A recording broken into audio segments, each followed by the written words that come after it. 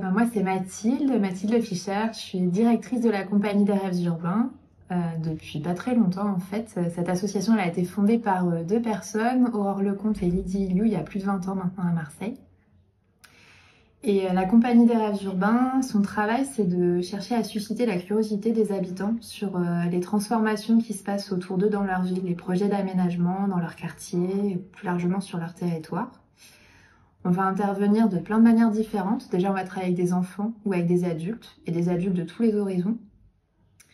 Et on va soit chercher à leur expliquer, à les informer sur ce qui se passe autour d'eux. Donc pour ça, on va utiliser plein de moyens différents. On va aller faire des balades, on va utiliser des jeux, beaucoup aussi pour essayer d'expliquer un peu comment ça se passe de manière simple et sympa aussi. Et ça, c'est un pan de notre métier, donc ce qu'on appelle la pédagogie. Et l'autre pan de notre métier, c'est la concertation. On va recueillir l'avis des habitants, que ce soit les enfants, les adultes, sur ce qu'ils pensent de leur ville, ce qui doit changer, ce qu'il faudrait transformer, ce qu'il faut améliorer. Et pareil, pour ça, on va utiliser plein de manières différentes et on va beaucoup aller vers les gens, là où ils sont, parce qu'on se rend compte que les gens, ils viennent pas spontanément dans les réunions de concertation, ça les intéresse pas trop en général, où ils ont autre chose à faire. Et donc du coup, pour pas avoir toujours les mêmes personnes, on va beaucoup dans les lieux de vie du quartier, à la sortie des écoles, des commerces, mosquées, enfin voilà, là où il y a plein de gens qui passent, marcher, et on va recueillir l'avis des gens. En fait, à la base, j'ai fait des études en sciences politiques. Après, je me suis spécialisée en urbanisme. Et puis, j'ai commencé à travailler dans la fonction publique, plutôt dans le domaine de l'aménagement des parcs. Et là, ce qui m'a beaucoup intéressée, c'est de discuter avec les associations sur leurs attentes vis-à-vis de comment on aménageait les parcs. Et ça m'a donné envie d'aller plus discuter avec les gens. Et donc, il y a 8 ans, j'ai vu l'annonce de la Compagnie des Rêves Urbains. Donc, à l'époque, il y avait Aurore qui était la directrice et ils recrutaient quelqu'un qui allait s'occuper de la concertation et puis des ateliers pour expliquer les transformations aux gens. Et voilà, du coup, je suis rentrée dans l'aventure et puis je ne l'ai pas quittée depuis. Globalement, notre société, elle est très compliquée. Et les politiques d'aménagement, les politiques en général qu'on met en place, elles sont vraiment très difficiles à comprendre. Et on peut vite avoir l'impression que ça, c'est pas pour nous, que c'est pas accessible, ou qu'on nous ment un peu délibérément, parce que c'est tellement compliqué et que du coup on prend très rarement de nous expliquer les choses simplement que on a l'impression que on se moque un peu de nous. Et pour moi, c'est très important dans mon métier de faire en sorte que les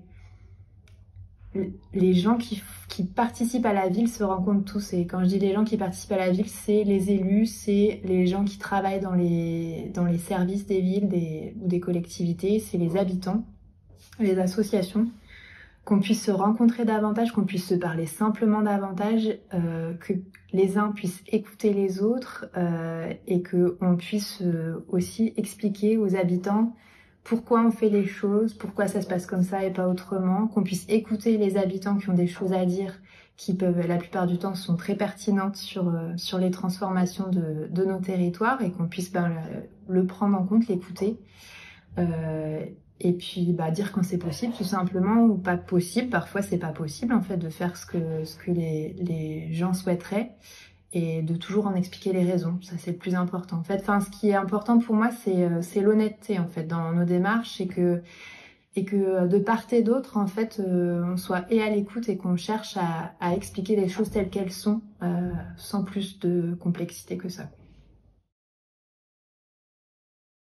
Mon rêve pour l'avenir de Marseille, ce serait que chacun puisse, s'il le souhaite, participer à la vie de son quartier, de sa ville. Et ça peut prendre plein de formes différentes,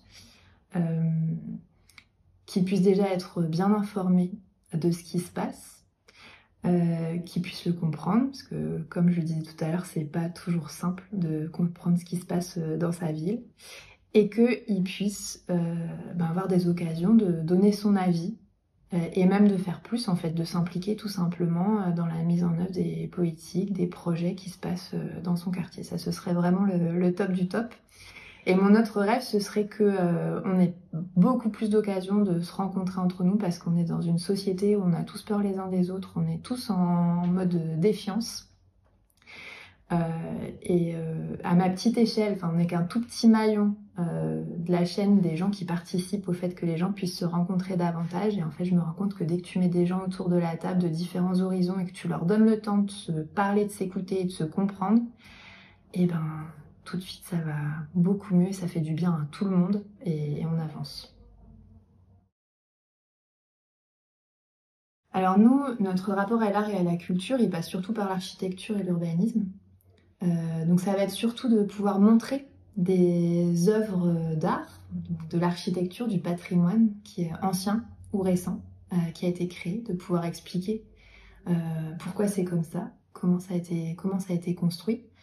Donc ça va être beaucoup ça va être beaucoup de donner la possibilité aux petits et aux grands de se mettre dans la peau d'un architecte ou d'un urbaniste et d'imaginer lui-même un bâtiment, une ville, une place, un parc. Ça va être beaucoup, c'est par là que passe la créativité pour nous.